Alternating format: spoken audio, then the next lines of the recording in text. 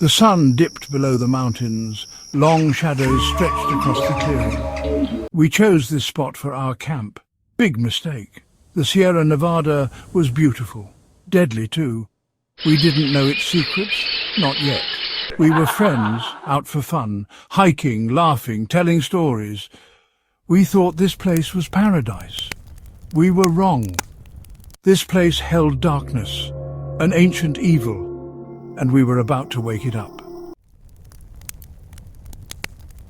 Around the crackling fire, someone told a story. The flames danced and flickered, casting eerie shadows on our faces. The night was cold, and the warmth of the fire was a welcome comfort. We huddled closer, our breath visible in the chilly air. The storyteller's voice was low and haunting, drawing us in with every word. A local legend about a group of settlers lost in the mountains long ago. They had ventured into the wilderness, seeking a new life, but the harsh winter caught them unprepared. The mountains, beautiful yet unforgiving, became their prison. As the days turned into weeks, their supplies dwindled and hope began to fade. The winter of 1709, they were starving. The snow was relentless, covering the land in a thick white blanket. The cold seeped into their bones, and the howling wind was a constant reminder of their isolation. They tried to hunt, but the game was scarce. The once vibrant forest was now a desolate, frozen wasteland. Desperate, turned to cannibalism to survive. It was a decision born out of sheer desperation, a last resort when all other options had been exhausted. The settlers, once hopeful and full of dreams, were now reduced to mere shadows of their former selves. The act of consuming their own haunted them, but it was the only way to stave off death. The spirits of those they ate, the legend said, still roamed these woods. Restless and vengeful, they were bound to the place of their suffering. The forest, once a place of beauty, was now a haunted realm. The whispers of the dead could be heard in the rustling leaves, and their presence felt in the chilling breeze. Hungry for revenge, they targeted anyone foolish enough to stay past dark. The legend warned of their wrath, a curse that befell those who dared to linger. The spirits, driven by an insatiable hunger for retribution, would stop at nothing to claim their next victim. The forest became a place of dread, where the line between the living and the dead blurred. We laughed it off, of course, just a story, right? The idea of vengeful spirits seemed absurd, a tale meant to scare children. We exchanged sceptical glances, chuckling at the absurdity. Yet there was an unease that lingered, a feeling that perhaps there was more to the legend than we cared to admit. The night grew darker, and the fire's warmth seemed less comforting, but the wind whispered through the trees like it was telling us to run. The sound was unsettling, a low murmur that seemed to carry a warning. The trees swayed, their branches creaking like old bones. The forest, once a place of adventure, now felt like a trap. We sat in silence, the weight of the legend pressing down on us. The whispers grew louder, urging us to leave before it was too late. Night came, black as ink. The moon hung high, casting an eerie glow over the forest. It was a night that seemed to swallow all light, leaving only shadows and whispers. The trees stood tall and silent, their branches like skeletal fingers reaching out to the sky.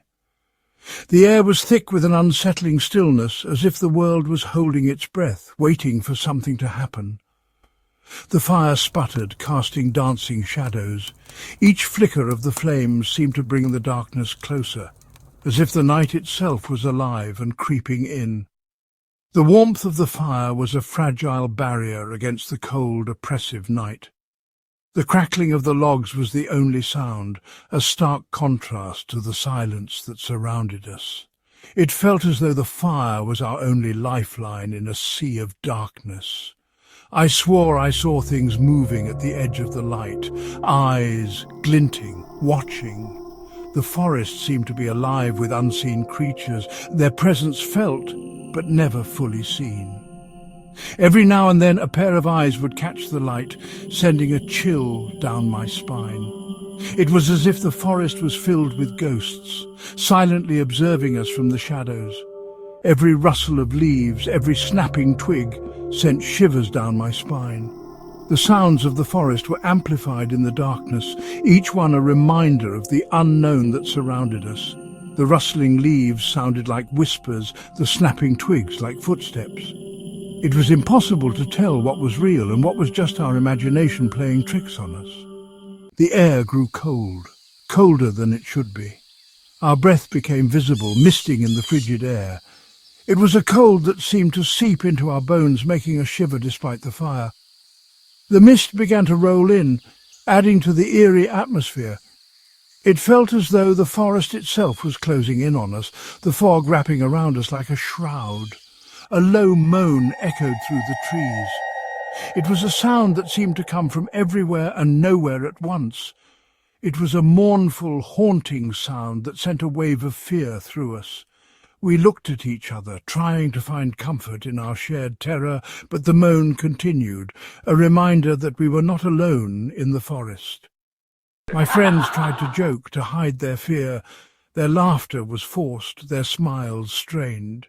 We all knew that the jokes were just a way to keep the fear at bay, a way to pretend that everything was normal. But the fear was there, lurking beneath the surface, ready to break through at any moment. We were all on edge, every sound, every shadow a potential threat. But I saw it in their eyes, the same fear that gripped my heart. Their eyes were wide, their expressions anxious. We were all feeling the same thing, the same dread that something was out there watching us. The fear was palpable, a shared experience that bound us together in that moment. We were all afraid, and there was no escaping it. Then we saw them. Figures lurking in the trees, tall skeletal things. Their eyes glowed with an unnatural light, a hungry light. They moved with an unsettling grace, gliding over the forest floor. Closer and closer, we were frozen in terror. Their moans grew louder, filled with a chilling hunger. They were coming, and we were the prey. Someone screamed. It might have been me. The figures lunged. They moved with impossible speed, teeth bared in grotesque grins. Their touch was ice-cold, deathly. Panic erupted. We scrambled, desperate to escape, but the forest was a maze, and we were trapped. I saw one of my friends dragged into the darkness, his screams cut short. The sound will haunt me forever. I ran. Blinded by terror, I didn't look back. Branches tore at my clothes, my skin, but I didn't stop. I couldn't, not while those things hunted me. The forest seemed to go on forever. But finally, I saw it. My car. The engine sputtered, then roared to life. I didn't dare slow down until I was miles away. Safe, or so I thought. I'm never going back to those mountains. The Sierra Nevada holds too many dark secrets, too many chilling memories that I can't escape. Every time I close my eyes, I see the shadows lurking, waiting. It's as if the mountains themselves are alive, breathing and watching. The memory of that night still haunts me. We were just a group of friends looking for adventure, but what we found was far beyond our worst nightmares. The campsite, once filled with laughter and warmth, turned into a scene of terror. The cold campfire, the abandoned tents, they all tell a story of fear and despair. The chilling laughter of the spirits echoed through the trees, sending shivers down our spines. It was as if the forest itself was mocking us, playing with our minds. The ghostly figures, barely visible through the mist, seemed to dance around us, their laughter growing louder and more menacing with each passing moment. The screams of my friends still ring in my ears. We ran, desperate to escape the unseen horrors that pursued us. The forest, once a place of beauty and tranquility, had become a labyrinth of terror. Every shadow, every rustle of leaves filled us with dread. We were no longer just campers, we were prey. They say the vengeful spirits still roam the Sierra Nevada, hungry for flesh. These spirits, born from ancient curses and forgotten tragedies, are said to be relentless. They wander the woods, searching for their next victims, their hunger never sated. The shadowy figures and ghostly apparitions are a constant reminder of the danger that lurks in those mountains, waiting for their next victims, so be warned. The forest path, once a trail of adventure, now feels like a journey into the heart of darkness. The ominous shadows that move among the trees are a testament to the malevolent forces that reside there. If you value your life, heed this warning. If you ever find yourself in those mountains after dark, remember the stories.